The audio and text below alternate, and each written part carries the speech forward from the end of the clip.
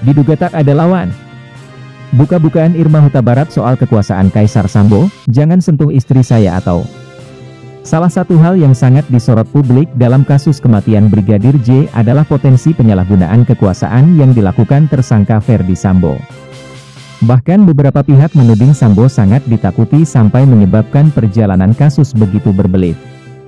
Salah satu yang belak-belakan membahas hal tersebut adalah aktivis wanita Irma Huta Barat.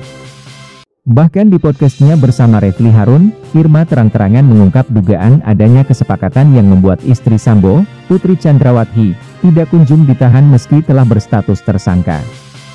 Itu mungkin salah satu dari dealnya, ujar Irma, seperti dikutip suara.com pada Kamis, 15 September 2022. Don't touch my wife, I will tell people what you do. Bahkan Irma kembali mengingatkan soal pengakuan beberapa pihak yang menyiratkan seberapa berkuasanya Sambo. Makanya bolak-balikan Mahfud MD bilang ini luar biasa kuasanya Kaisar Sambo, katanya. Aktivis yang pernah aktif menjadi jurnalis itu menyebut Sambo sangat mementingkan pencitraan. Ada beberapa hal yang diincar Sambo, seperti agar tidak dijadikan tersangka kasus penembakan Brigadir J.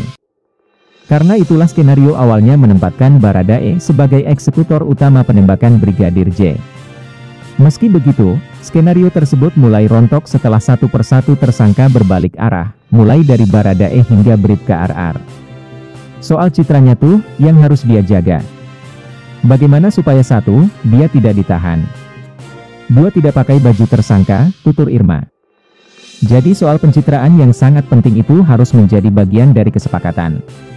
Kesepakatan bahwa tetap terjaga harkat dan martabat sebagai seorang nyonya jenderal, tetap pakai baju bagus, tas bagus, dengan tidak mau disamakan dengan tahanan atau tersangka lain, sambungnya. Diakui Irma, keistimewaan yang diterima Putri seperti tak ditahan sampai bisa hadir dengan pakaian putih-putih di rekonstruksi adegan membuat keluarga Brigadir J juga kesal. Kuasa hukum Brigadir J juga ungkap Mabes Polri ciut hadapi kasus Ferdy Sambo. Roslin Simanjuntak bilang, ini gimana sih rekonstruksi kayak mau kondangan?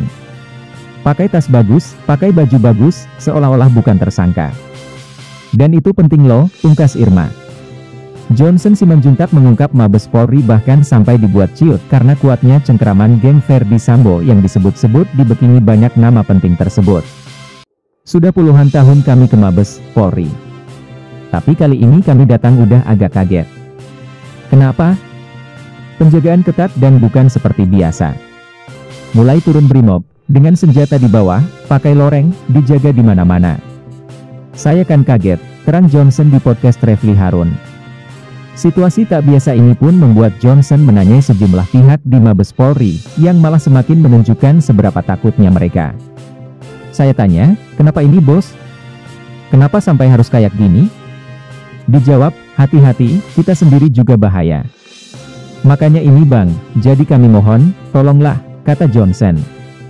Masa sih, ini Mabes, tapi, kalian terancam begitu?